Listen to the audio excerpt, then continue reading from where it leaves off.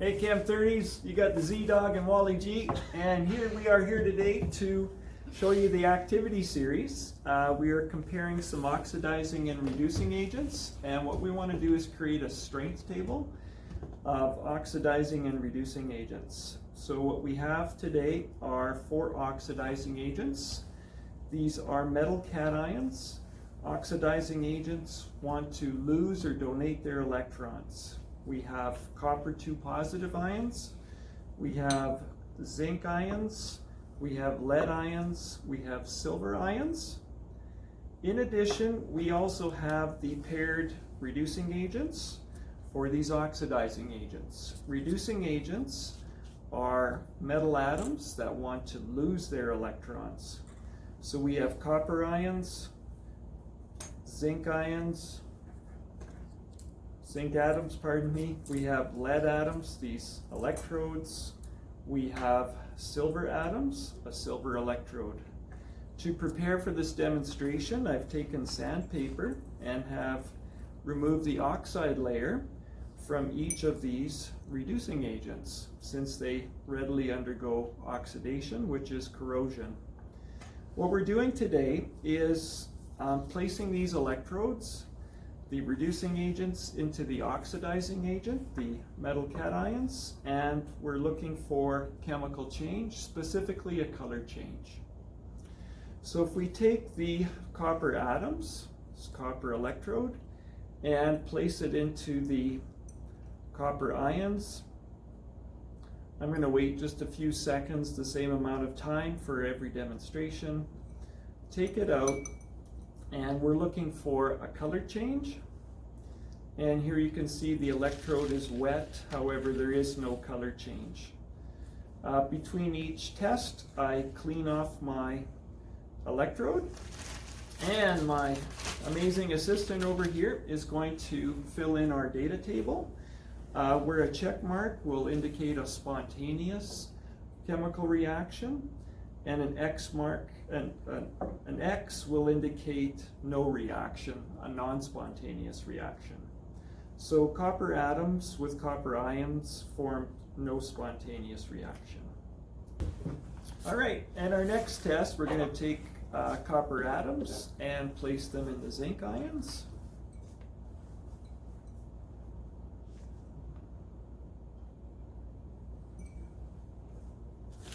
And once again, you can see we have no reaction. We have a non-spontaneous reaction.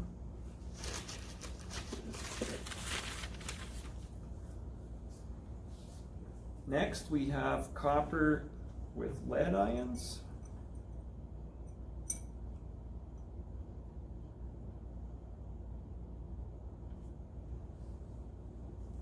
Again, you can see no reaction, non-spontaneous.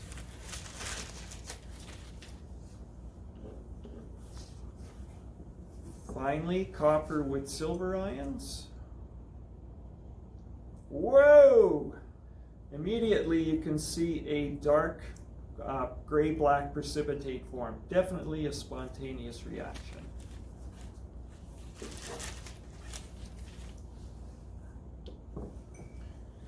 Now we'll select a different reducing agent. We have zinc atoms. Zinc placed in copper, precipitate, we have a spontaneous reaction.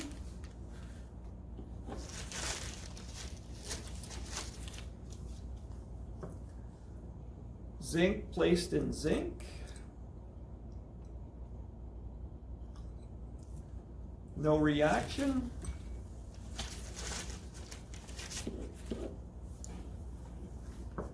Zinc and lead ions, we have a reaction, we have a color change. Action. All right, continuing on, we have zinc in silver. Woo, yeah, we've got a precipitate there. It's turning black. On to our next reducing agents. We have lead atoms. Lead in copper.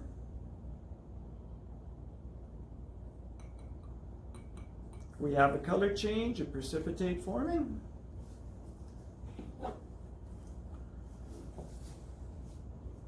Lead into zinc ions.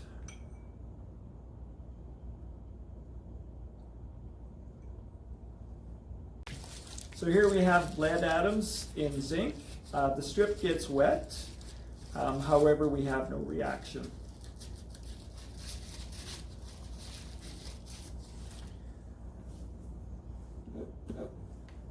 Now we have lead atoms going into lead ions.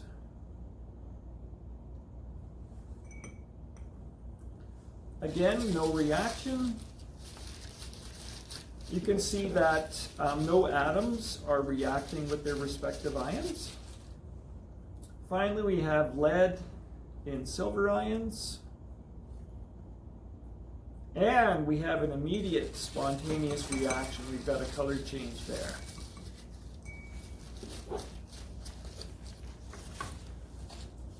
Finally, on to silver. Silver atoms.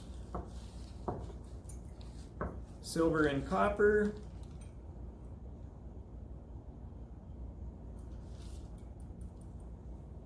We have no reaction.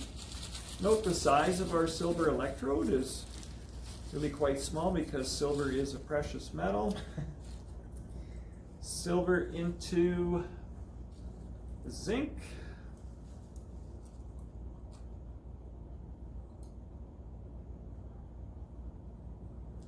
We have no reaction there.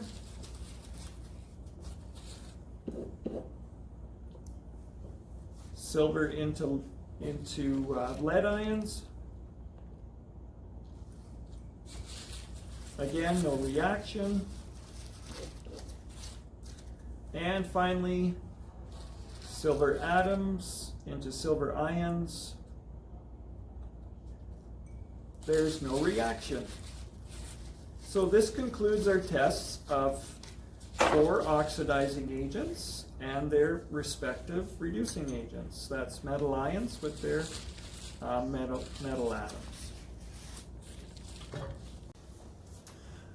Okay, now that we have our table completed, we have the results of our demonstration completed, then the first thing that we want to do is we want to look for the oxidizing agent that reacted the most. We always set up our reactivity series, we always set up our table of half reactions with the strongest oxidizing agent on the top left side, and then we'll work our way down through the oxidizing agents. So we should recognize that oxidizing agents want electrons, and so the oxidizing agents are our metal ions up at the top. When we look through this, copper 2+ ions have only reacted twice, zinc ions didn't react at all, lead 2+ ions reacted 1 time, and silver ions reacted 3 times. So this we can identify as our strongest oxidizing agent.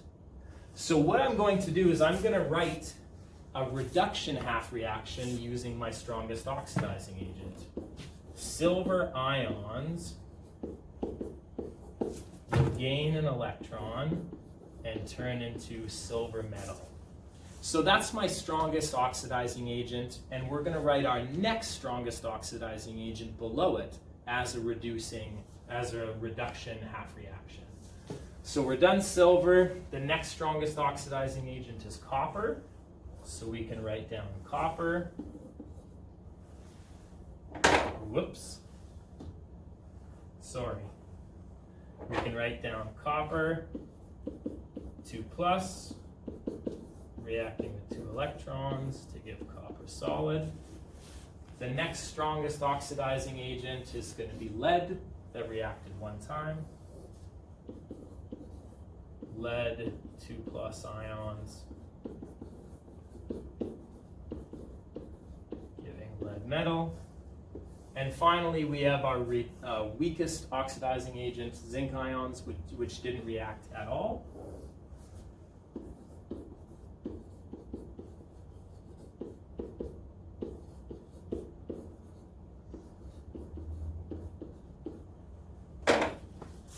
So we can see in our table that we've got our strongest oxidizing agent at the top left, and we got our our strongest reducing agent at the bottom right. Okay, so we created our own table of half reactions, our activity series, but a lot of other scientists have done a lot of hard work so that we can work off of them. In your data booklet, on page 7 of the data booklet, there's this table, and this is a table of a lot of half reactions that we don't have the ability to be able to demonstrate here in the classroom.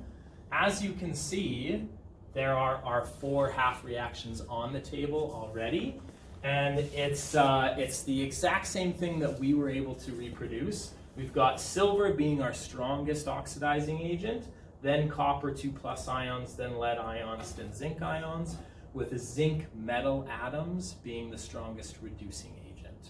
So this table will always be available to us so that we don't have to reproduce things every single time.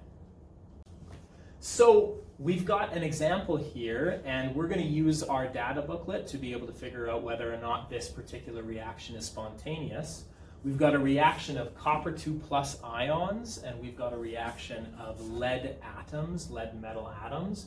And we want to know, is this reaction going to be spontaneous?